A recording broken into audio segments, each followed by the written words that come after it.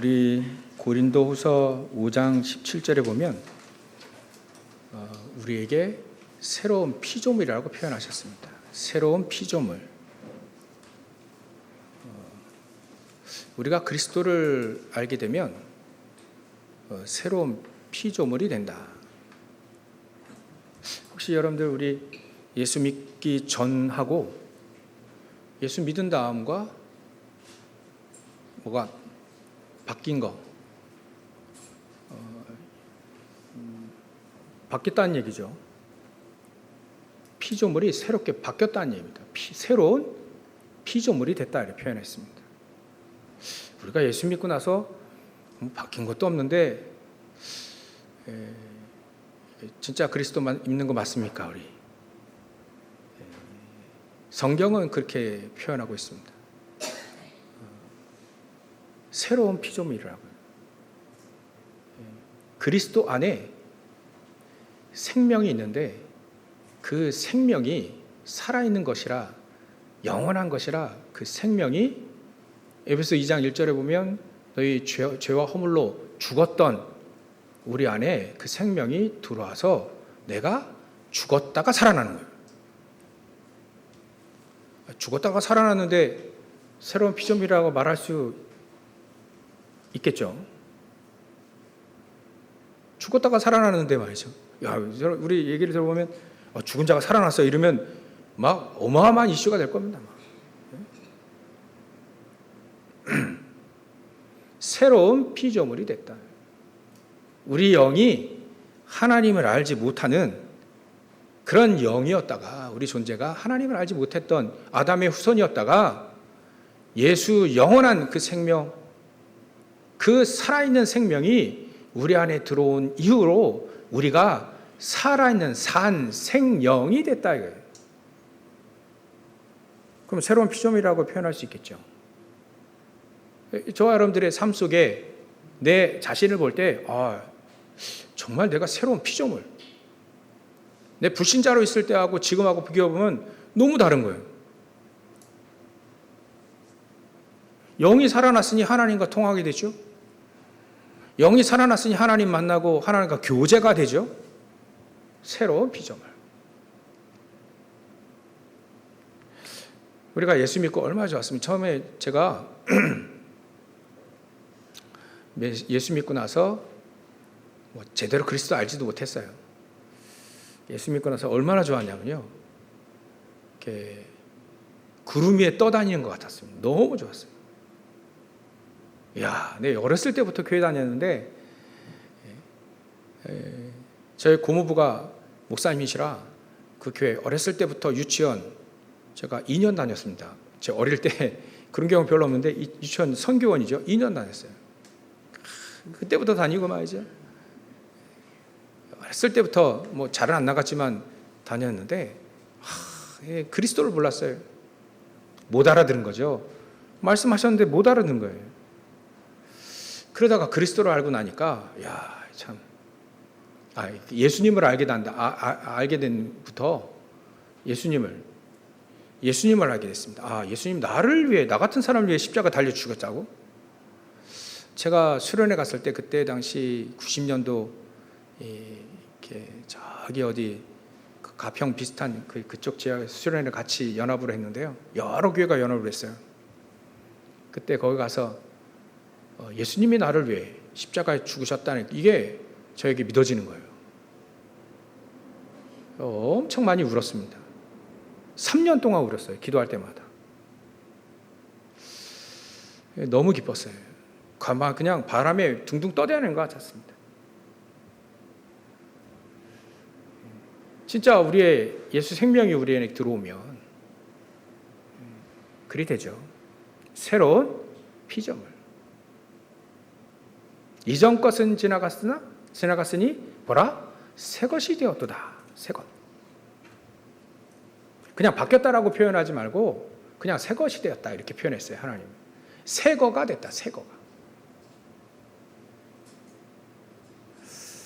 예수 믿고 바람에 구름에 둥둥 떠다니는 거 꽃을 봐도 달리 보이더라고요. 주일학교 교사 믿고 나서 한 3개월 지나니까 목사님이 주일학교 교사를 하라 하더라고요. 이제 생짜로. 아이들이 그때부터 달리 보이기 시작했습니다. 전에는 아이들 좀 걷도 안 봤어요. 20살 때까지는요.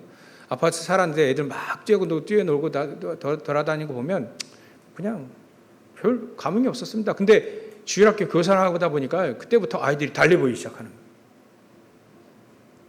다른 아이들 집에 찾아간다? 그건 있을 수도 없는 일을 막 하고 다녔습니다.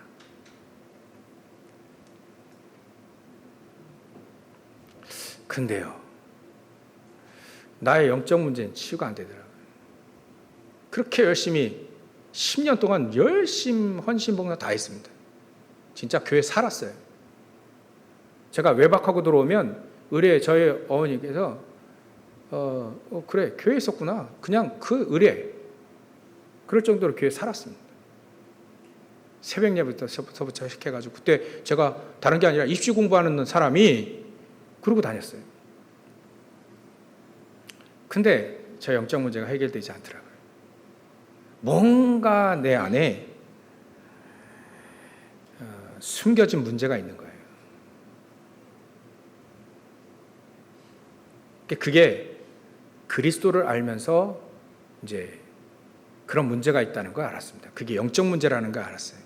숨겨져 있는 문제. 근데 그 숨겨져 있는 문제가 이 근본적인 영적인 문제, 하나님을 떠나서 생긴 문제라는 걸 제가 인식을 잘 못했었습니다. 그래서 만약에 우리가 병 걸리면 병을 치료하려고 노력하잖아요. 우리에게 여러 가지 중독 문제라든지 또 우울증이라든지 종합공황증 그런 거 많은 정신적인 문제 있잖아요. 근데 그 문제는 정신 문제가 아닙니다. 정신 문제로 분류되지만 그거 영적인 문제입니다. 영적인 문제라는 걸 제가 몰랐었어요.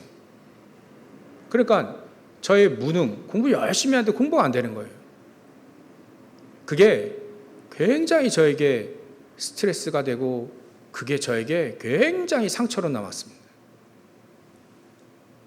지난주에 제가 예언해 주는 권사님이 저 기도해 주시는데 저보고 막 기도하니 비행기 많이 타겠다 그러고 얘기하고요.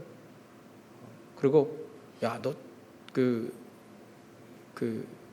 저보고 다시는 천재다 얘기할 때 피식 웃었어요. 야 지금 대학도 운전면허도 떨어진 사람인데 이게 무슨 천재 말 같지도 않은 소리를 하네. 지금도 별로 잘 안 믿습니다. 근데 저 영적인 문제가 그게 그렇게 숨겨져 있는 그 문제가 영적 문제라는 걸 제가 인식을 못했어요. 몰랐습니다. 가르쳐주지 않아가지고. 그러니까 열심히 공부 못하는 건 열심히 해도 안 되는 건 내 무능인구나. 안 되는가 보다. 그럼 이 무능이 머리는 어머니에게서 물려받고 그러니까 어머니 막 이렇게 취급하고 이상한 생각만 늘 하고 다녔던 겁니다. 환경 탓하고 누구 탓하고 나 또 탓하고 그러니까 이게 영적인 문제라는 게 진단이 안 되니까 이 근본적인 문제잖아요. 하나님 떠나 생긴 문제잖아요. 그러니까 손이 아픈데 다리를 긁고 있는 것처럼 늘 그렇게 신앙생활을 하고 있었다 이거죠. 그 영적 문제가 이 숨겨진 문제가 언제 드러나냐? 충격이 올 때, 커다란 문제가 터질 때, 그때 딱 드러납니다. 그러니까 자기 자신의 조절이 안 되는 겁니다. 열심히 기도하고요, 헌신봉사하고 저는 제 동생 팼다니까요. 그것도 제가 진짜 불효자 중에 불효자입니다. 어머니 앞에서 동생을 팼다니까요. 저 같은 사람 없습니다, 별로. 제가 일에 생겨도요, 굉장히 다혈질입니다. 급하고요. 그냥 반역이 아니라 좀 개겼다 싶으면 그냥 패는 거예요. 복종, 절대 복종을 강요했다니까요. 그게 제가 이게 숨겨진 영적 문제라고 하는 것을 몰랐어요. 평생 몰랐을 겁니다. 누가 가르쳐주지 않았다면. 그래서 나의 무능과 여러 가지 문제들, 중독의 문제, 막 잡히는 게 있거든요. 여러분도 혹시 혼자 있으면 뭐 잡히는 거 없습니까? 막 끌려다니는 거 없습니까? 있습니다. 그거에 막 끌려다니는 거예요. 요즘에는 스마트폰 조금만 하다 보다 끊자. 1시간, 2시간, 3시간, 4시간, 5시간 막 보는 거예요. 하루 종일 보는 사람도 있다는 거예요. 왜냐하면 잡힌 거예요. 그게 스마트폰 문제가 아닙니다. 영적인 문제입니다. 영적 문제. 하나님 떠나서 생긴 문제예요.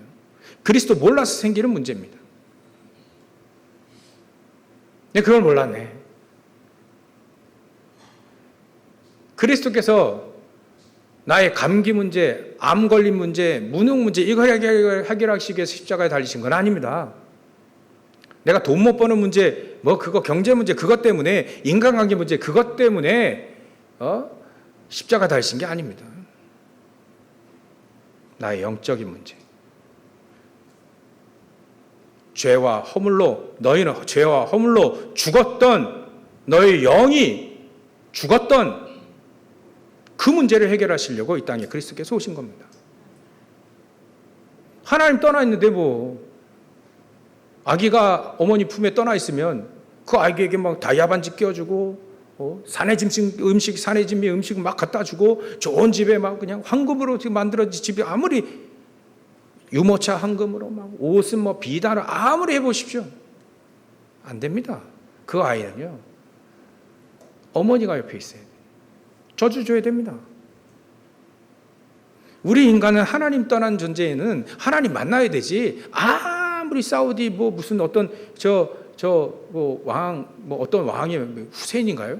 수도꼭지도 금으로 만들어놨다는. 아무리 그런 살아보십시오. 그리스도 모르면 하나님 떠나 있으면 그게 행복이 아니라는 거예요. 거기에 영적 문제 어마어마하게 걸려가지고 지금 걸려들어가지고 사단에게 지금 계속 당하고 있는데 그걸 몰랐네. 그러니까 경제가 무너졌다 그러면 경제 문제 해결하려고 말이죠. 열심히 노력해서 예수 믿는 거 기도하고 말이죠. 예배 나가고 경제 문제 해결해 보려고 해요. 경제 문제도요. 어마어마하게 막 오면 그래야 된다니까요. 암 걸려 보십시오. 어마어마하게 예전에 암 못 고친다 하잖아요. 예전에. 지금은 많이 고치고요. 근데 내가 해결할 수 없는 문제가 나에게 딱 들이닥치면 뭐가 튀어나오냐면 영적 문제 튀어나와요. 이제 그게 드러난 문제라요. 드러났습니다. 그렇게. 드러난 문제일 뿐이지 그게 영적인 문제, 근본적인 문제라는 거. 그래서 우리 그리스도는 하나님이 그리스도를 보내신 거, 그 근원적인 영적인 문제를 해결하기 위해서 하나님 떠난 인간이 만들어낸 모든 조상들이 하나님 떠나서 그렇게 막 헤맸죠. 우상숭배하고 문제 왔을 거 아닙니까? 그러니까 그 해결해 보려고 여러 가지 막 종교, 우상, 굿하고 제사하고 부적 붙이고 무당 찾아가고 별짓을 다 하는 겁니다. 거기서 이제 또 영적 문제가 이게 막 증폭되는 거예요. 막 심화되고 증폭된 거. 그게 우리에게 지금 내려져 온 겁니다. 그게 우상 숭배한 죄들이에요. 그런 영적 문제가 계속 내려온 거예요. 그게 우리에까지 지금 전달된 겁니다. 복음 몰랐으니까요. 그리스도 몰랐으니까요. 그러니까 영적 문제를 모르면 내게 그리스도가 필요 없는 거예요. 이스라엘 민족이 왜 노예포로 속국 7번 큰 재앙을 당했는지 아직도 모르잖아요. 왜 당했는지 그 원죄를 모르고 그 영적 문제 모르니까 사실은 자기들에게 그리스도가 필요 없는 거예요. 기다리긴 하지만 다른 그리스도를 기다리게 되는 겁니다. 자기 민족을 해방시킬 그리스도. 사도행전 1장 6절에 보면요, 제자들도요, 그래 예수님 따라다니고 뭐 갈보리산 감람산 막 거친 이 제자들, 그 12제자, 그 제자들 중에도 우리나라 성령 충만 받고 예수 믿고 성령 충만 받으면 우리나라 해방됩니까? 아직도 해방을 위한 그리스도를 기다리고 있더라. 자기 문제 해결하려고요. 자기 나라의 민족 해결하려고, 그 문제 해결하려고 그리스도를 기다리고, 그 문제 해결하려고 말이죠, 예수 믿는다는 거예요. 교회 나간다는 거예요.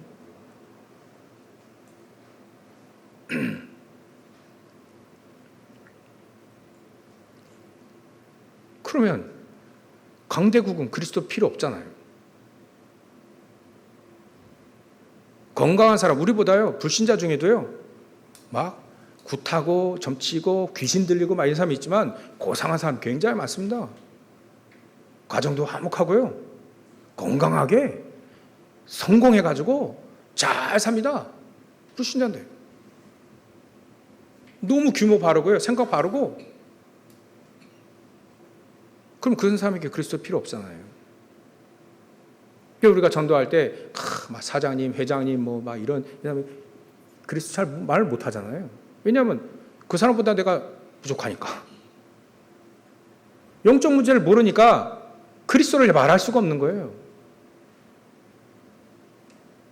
그 회장님, 그 잘 나가는 그 사람들도 죄와 허물로 죽었던, 영이 죽었으니까 사단의 종로를 탈 수밖에 없는 그 영적 문제가 분명히 숨겨져 있는데 드러나지 않았을 뿐이죠. 언젠간 드러날 텐데, 그 전에 그 영적 문제에 대한 얘기, 그래서 우리에게 그리스도가 필요하다는 얘기를 해줘야 된다네. 그러니까요, 우리가 사실은 유대인들은요, 그리스도 필요 없습니다. 율법 지키면 다 되는데요. 율법 지키는 게 신앙생활 잘하는 거라고 생각했는데, 그러면 율법 잘 지키면 되잖아요. 잘 지키든 못 지키든 지키는 행위가 구원으로 연결되잖아요. 그렇게 믿으니까 그리스도가 사실은 필요 없고, 자기 민족을 위한, 우리는 선민이고 자기 민족을 위한, 우리나라를 해방시키고 우리나라를 부강하게 만들고 다른 나라를 무너뜨리는 그런 그리스도를 기다리고 있으니 아직도 기다리고 있는 거 아닙니까? 영적 문제를 모르니까, 원죄에 대한 하나님 떠난 문제를 모르니까 아직도 그러고 있더라. 우리가 교회 나오는 것도 마찬가지입니다. 내 문제 해결해 보려고 교회 드리고 예배 드리고, 그 교회 빠지면 좀 큰일 난 거 줄 알고요. 큰일 나긴 하겠지만 말이죠. 제가 그렇게 살았습니다. 열심히 좀 공부해가지고 공부 잘 되고 좋은 대학 가보려고 하나님과 타협도 하고요. 되지도 않는, 하나님 내가 이 대학을 붙여주시면 내가 여기서 열심히 전도하고, 그 의도가 잘못된 거예요. 그리스도를 잘 모르고 잘 못 믿고 잘 하나님을 모르는 거죠. 철저한 창세기 3장 내 중심에, 내 생각 중심에 살았다는 거예요. 그러니 영적 문제 해결이 안 되지. 시달리죠. 혼자 있을 때 공허하죠. 외롭죠. 그게 뭔가 채우려고 메시지는 늘 하는데요, 사실은 이게 내 안에 영적 문제 해결이 안 되더라고요. 결과적으로 보면 온갖 쓰레기를 계속 집어넣는 거와 똑같다.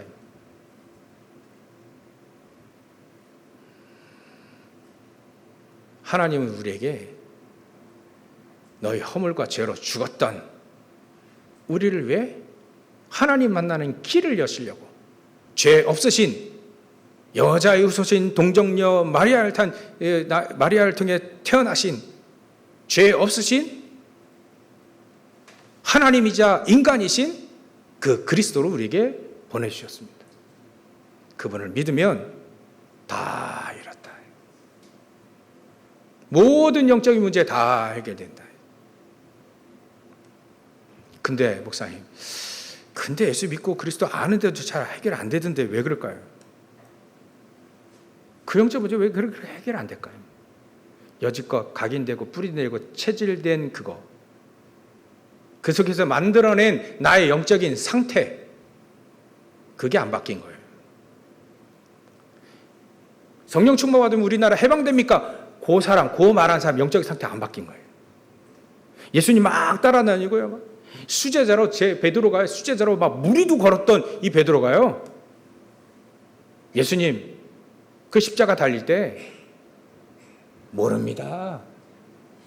좀 죄송한 말입니다. 아예 그 인간 몰라요. 부인했다니까요. 안 믿은 건 아닙니다. 믿었습니다. 근데 그 베드로의 영적인 상태가 안 바뀐 거예요. 커다란 위험이 딱 생명의 위협이 오니까 베드로가 툭 튀어나온 게 그 자기의 숨은 영적 그게 튀어나온 거예요. 여러분들 경제 문제 엄청나게 하고 싶죠. 자기 영적 문제 튀어나와 버립니다.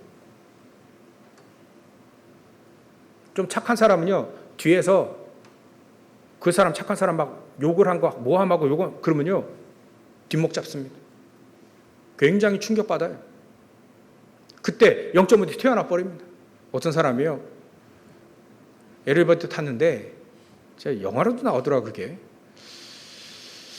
그 앞에 이제 두 직원이 자기가 그 엘리베이터 같이 사람 꽉 찼으니까 자기 있는 거 모르고 자기 험담을 한 거예요. 두 여직원이. 그러니까 그걸 뒤에서 자기는 듣고 있었어요. 그때부터 그 두 직원을 죽이려고 계획을 합니다. 상처가 돼가지고. 영적 문제 그렇게 튀어나옵니다. 세상은 그걸 가지고 그 사람이 무슨 원한이 있느냐. 형량 딱 때리고 감옥에 가둘 뿐이지. 세상에 해결을 못 합니다. 그 근원적인 그 영적인 문제가 그 여자가 그 상처가 왜 사람을 죽이는 데까지 연결되는지 그 영적 문제 그거를 모르는 거예요. 세상이 모릅니다. 가르쳐주지 않습니다. 우리가 그 문제 해결하기 위해서 그리스도를 보내셨던 그 그리스도를 지금 우리가 알고 있는데요. 내 영적 상태가 한 번도 바뀐 적이 없어요. 그 영적 문제, 그 영적 상태를 바꾸라는 겁니다. 결국은 하나님이 자꾸 우리 계시는 거예요. 우리가 3집중, 이번 연도 3집중 계속 얘기하죠. 우리 영적인 상태가 안 바뀌었어요. 문제 오면 또 시달리고, 제 문제 오니까 계속 머리가 아프더라고요. 이기지 못하니까 머리가 아파요. 막 불신앙 막 이렇게 들으면요. 나도 불신앙하지만 저도 불신앙하지만 불신앙 막 들으면요. 머리가 아파요 이제.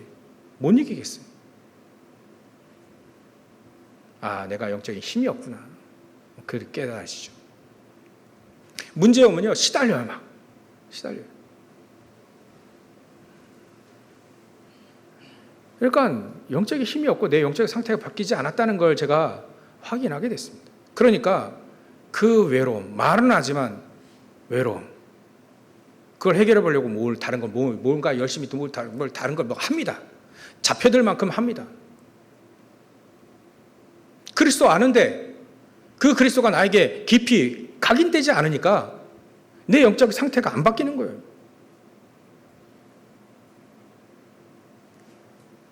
이스라엘 민족이 그리스도도 모르지요.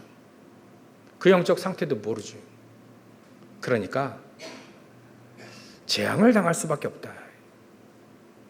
오늘 본문 이사야 66장 마지막인데요. 이 이스라엘 민족에게 왜 바벨론 포로가 되어야 되는지를 지금 이사야를 통해 예레미야를 통해 계속 얘기하는데 왜 우리가 바벨론의 포로 되어야 되느냐?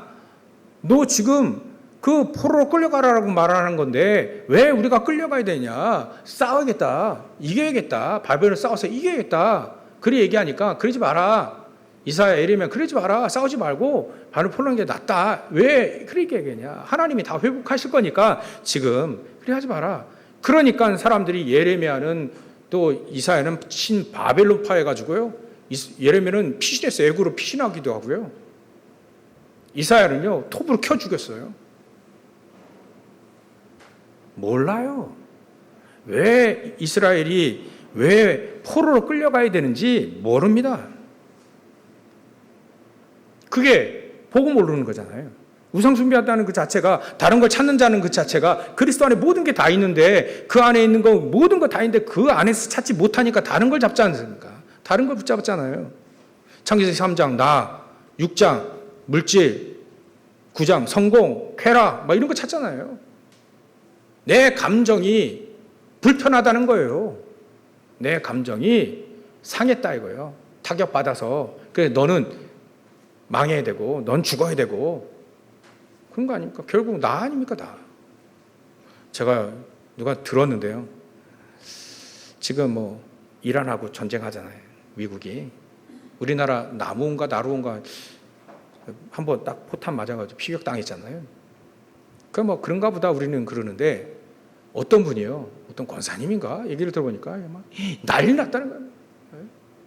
그 배에 그 기관사가 자기 남편이라. 그러니까 기관사 그 자기 남편이 죽었는지 살았는지 이러니까 막 난리는 거예요. 근데 들은 우리는 별 관심 없어요. 사람이 죽어가든 뭐하든 전쟁 나서 막 다 죽든 말든 관심 없어요. 따져보니까 나랑 관계없으면 관심이 없어요. 사람이 죽든 말든 야, 나랑 관심 있으면요 우리 아이가 거기 있으면요 당장 쫓아갈 겁니다. 근데 뭐 나랑 관심 별로 없거든. 나랑 관계가 없으니까. 얘기를 들어보니까요, 야, 그게 내 중심으로 사는 거예요. 하나님 계획 전혀 상관없이 내 중심으로 사는 철저한 두렵고 철저한 내 중심으로 나는 살고 있더라요. 이스라엘 민족이 자기 민족만 아니까. 왜 민족 우리를 침범해 오냐? 저 바벨론은 무너져야 된다는 거예요. 그러니까 이스라엘 민족은 바벨론 공격하고 그거 옹호했다고 이사야, 예레미야 이 선지자 공격하고 말이죠. 예, 일이 됩니다. 철저하게 나 아니면 우리 민족 그밖에 모르잖아요. 철저한 창세기 3장입니다. 하나님이 여기서 벗어나라는 겁니다. 여기서 벗어나는. 그래서 이스라엘을 통해서 계속 주는 겁니다.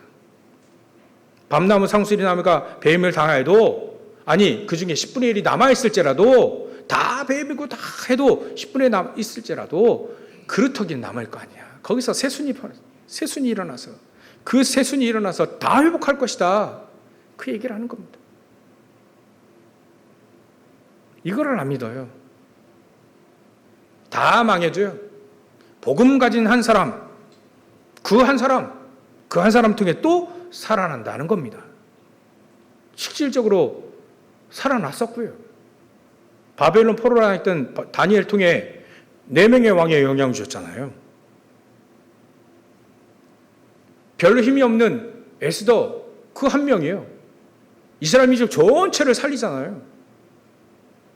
그러고 보면 복음이 한 사람이 중요한 게 아니라 복음의 능력이 이만큼 중요한 거구나. 우리 그걸 알게 되면 되는 겁니다. 그래서 복음을 모른다? 복음을 모르는데 열심히 뭔가 한다? 3절에 보면요. 소와 양을 드리고 향을 피우고 개 목을 꺾고 제사하고 예배 드리고 아무리 복음 모르고 우상숭배와 같다는 겁니다. 열심히 복음 모르고 열심히 했다가 이스라엘 민족 바리새인처럼 예수님께 욕 얻어먹는 거예요. 얘는 독사의 자식들아. 복음 모르고 열심히 뭔가를 해요. 그 사람들이 얼마나 깨끗한지 아십니까? 일주일에 2번 금식하고요. 지나가는 행인들을 위해, 지나가는 나그네를 위해 추수 다 안 합니다. 이삭들 남겨둡니다. 얼마나 그 사람이 정결하고 얼마나 예의 바르고. 만약에 여기 바리새인이 와가지고 강의하면요, 우린 진짜 얼굴도 못 들을 겁니다. 근데 왜 예수님께 욕 얻어먹었죠?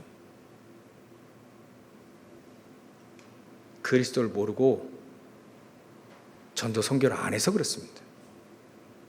전도 선교를 안 하니까, 세계복음만 안 하니까 찬사님께 복음을 줘야 그게 하나님의, 예수님의 가장 원하시는 마음인데 그걸 안 하는 거예요. 사단도 그거 압니다. 사단이요, 그리스도 처음에 공격해가지고 시험했잖아요. 시험하는데 안 통했어요. 그러니까 그리스도께서 그리스도가 가장 사랑하는 게 뭐죠? 그리스도가 가장 사랑하는 것. 나의 몸이고 머리이신 교회를 공격하는 겁니다. 첫 번째 공격 대상이 교회를 공격하는 거예요. 그리스도가 나의 몸이고 내가 그리스도의 몸이고 머리고 얼마나 사랑하는지 교회를. 그러니까 사단은요, 그리스도 공격해봐야 되지 않으니까 그 그리스도께서 가장 사랑하는 교회를 공격하는 겁니다. 교회를. 그래서 우리는 교회는요, 사단이요, 공격 대상 1호입니다. 그 중에 교회 목회자, 그 중에 교회 중직자, 그 중에 가장 미래를 무너뜨리는 게 렘넌트를 무너뜨리는 거예요.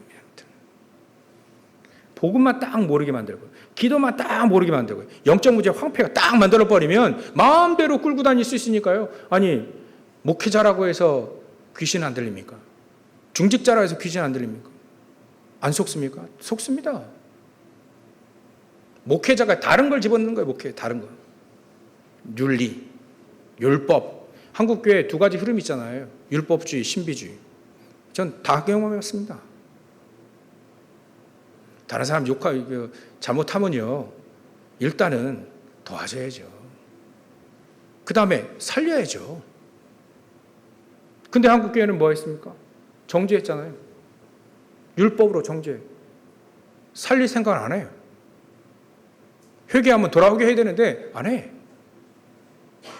그래서 예수님이 본보기로 가늠한 여인 데리고 와가지고요. 아시죠? 그 얘기. 너희 중에 죄 없는 자 돌을 쳐봐라. 생각해보면 다 죄가 있거든. 예수님이 가서 다시는 죄를 범하지 말아라.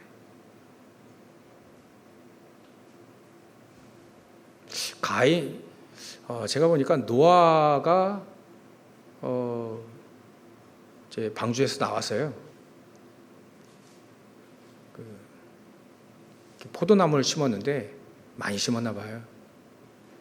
포도나무를 이렇게 수확해가지고 포도주를 만들었는데 이제 한번 많이 마셨나 보죠.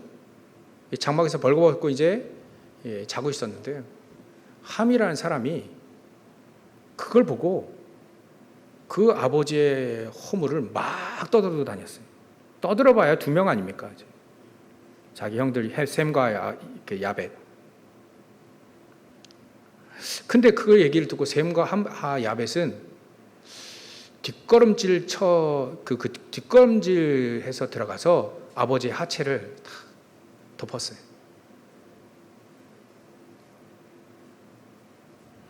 근데 함은 저주를 받고요. 희한해요. 함은 저주를 받는데 특히 노아가 함의 4번째 아들 가나안을 저주합니다. 가나안은 저주를 받을 것이다. 셈과 야벳의 후손은 복을 받을 것이다. 여러 가지 얘기를 축복을 하지.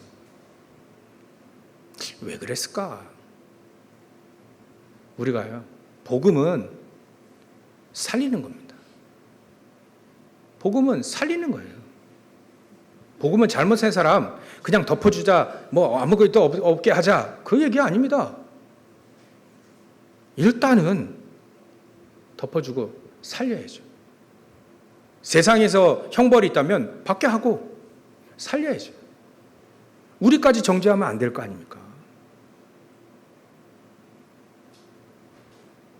복음은 살리는 겁니다. 하나님은요, 이스라엘 민족을 통해 세계복음을 하기를 원했습니다. 시작을 그렇게. 근데 이스라엘 민족이 그 복음을 놓치고 계속 저주 재앙을 당하는 거예요. 그러나 하나님은 이 이스라엘 민족에게 이해하시는 겁니다. 다시 회복할 것이다. 복음 가진 자를 통해서 회복하게 할 거다. 12절에 보면 평강이 강같이 흐르게 하고 열방이 넘치게 할 것이다. 13절에 보면 어미가 자식을 위로함 같이 내가 너희를 위로할 것이다. 18절에 보면 때가 되면 열방과 열족들을 모으게 할 것이다. 나의 영광을 너를 통하여, 우리를 통해 열방에 나타낼 것이다. 이렇게 얘기를 하셨습니다. 흑암에 빠져있는 사람들, 흑암에 빠져 있어서 영적 문제에 얻어 걸려가지고 지금도 교회 영적 문제, 이것이 드러난 문제로 정신 문제, 육신 문제, 후대 문제, 그거에 빠져 있는 지금도요. 제가 보니까 제가 여행 유튜버들 자세히 보는데요. 특히 어떤 친구가 미국을 여행을 하더라고요. 한 번은 테슬라 완전 자율주행이죠. 그거 가지고 대륙 횡단했어요. 어라? 이 대륙 이거 된다고? 그리고 봤는데 몇 개를 봤는데요. 이 친구가 도시 가면서 분위기를 얘기하더라고요.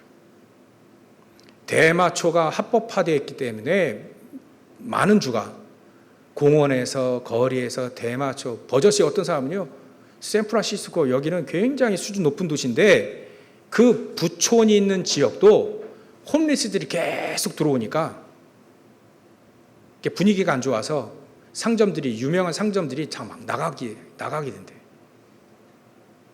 그리고 이런 막 펜타닐을 통해서 막 여러 가지 마약을 통해서 계속해서 사람들이 계속해서 분위기가 달라졌답니다. 분위기가, 거리. 미국이 왜 그래 됐습니까? 학교에서 복음을 가르칠 수 있는 가장 중요한 그 성경 공부하는 그 시간을 학교에서 없애버렸어요. 복음을 잃어버리기 때문에 그렇습니다. 우리나라도 마찬가지예요. 일본도 마찬가지입니다. 영적 문제, 그걸 통해서 숨은 문제가 드러난 문제로 계속 시달리는 아이 집에서 안 나와요.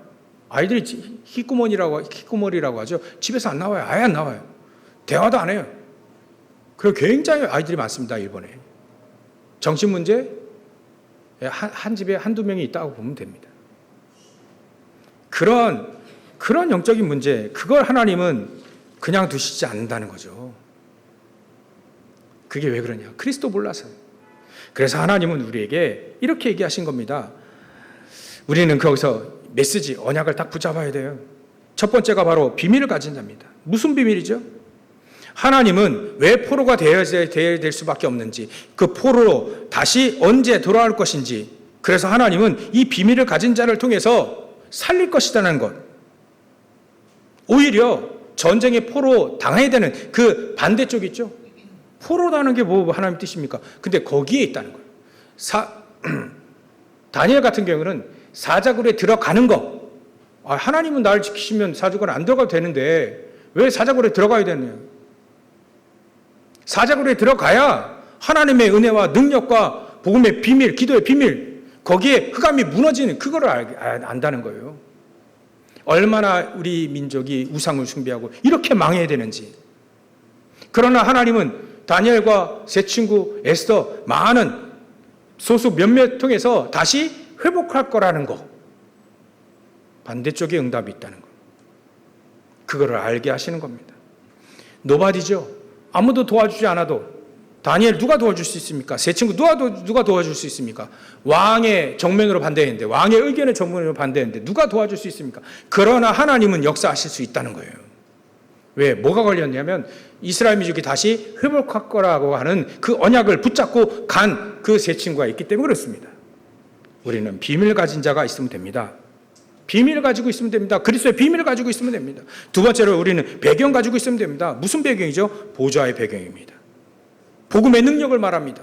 말씀의 능력을 말합니다. 그래서 보좌의 능력, 이사야 6장입니다. 보좌를 보여주고 이사야를 통해서 그 보좌의 능력이 너에게 역사할 것이다. 복음의 능력, 이사야 7장 14절, 여자의 후손이 뱀을 머리를 상할 것이다. 그 여자의 후손이 처녀가 잉태하여 아들을 낳을 것이 그 이름을 임마누엘이라 할 것이다. 그 복음의 능력입니다. 이 복음의 능력 가지고 있으면 다 회복되어지는 거죠. 말씀의 능력입니다. 이사야 40장이죠.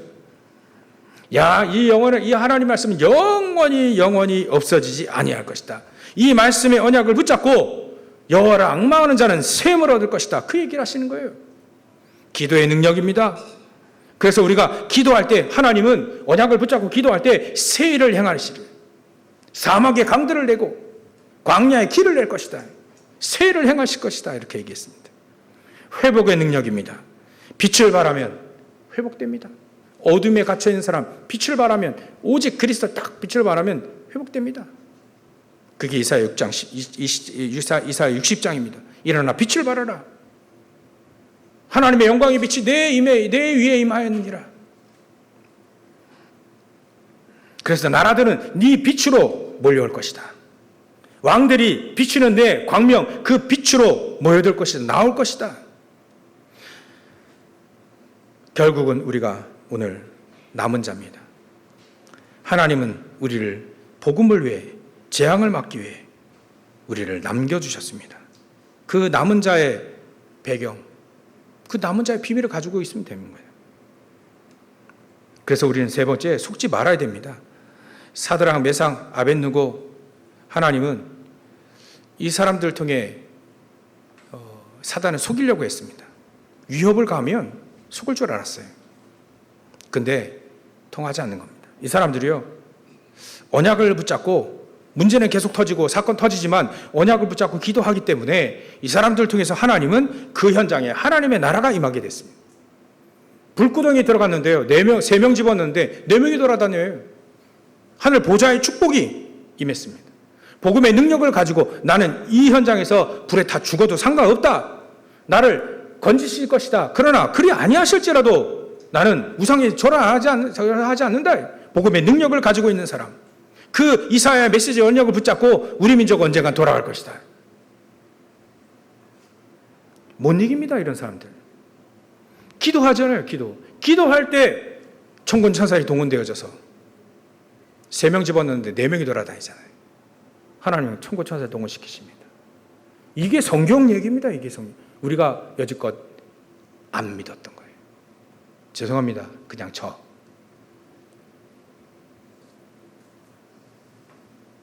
근데 제가 믿을 건 이거밖에 없더라고요. 하나님 말씀밖에 없더라고요. 다른 것이 나를 세워주지 않더라고요. 다른 것이 나를 만족해 주지 않더라고요. 하나님 말씀만 믿고 가려 합니다. 하나님은 이 사람들 통해 회복시켰습니다.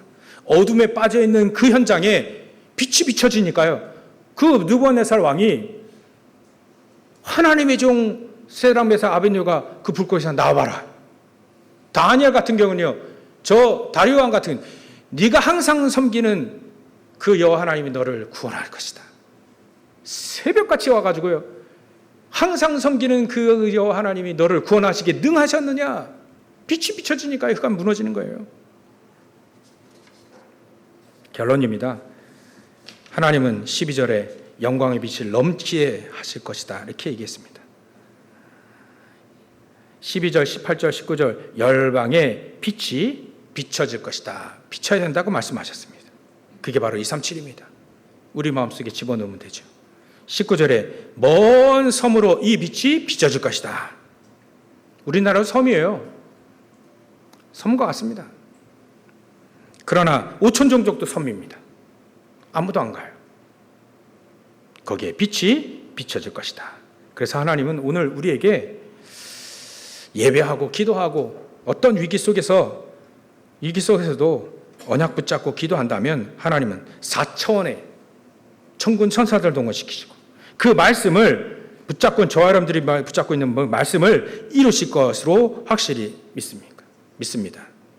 저와 여러분들이 오늘 이 언약을 붙잡고 평생토록 빛을 밝히는 이 시대의 복음을 위해 우리 장로님 기도하셨는데요, 복음이 희미해지고 교회 문을 닫는 시대 됐습니다.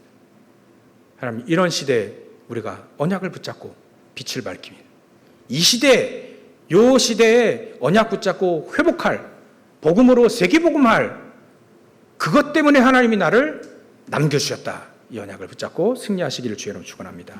기도하겠습니다. 하나님께 감사와 영광을 돌립니다. 오늘 빛의 망대로서 남은 자로 우리를 약속하셨사오니 우리를 통해 237 5천족 살리는 빛의 망대로 세워질 수 있도록 역사해 주시옵소서. 연약을 붙잡고 평생 응답받아가는 죄를 낼 수 있도록 역사하시고 축복해 주시옵소서. 거룩하신 예수 그리스도의 이름으로 기도 올리옵나이다.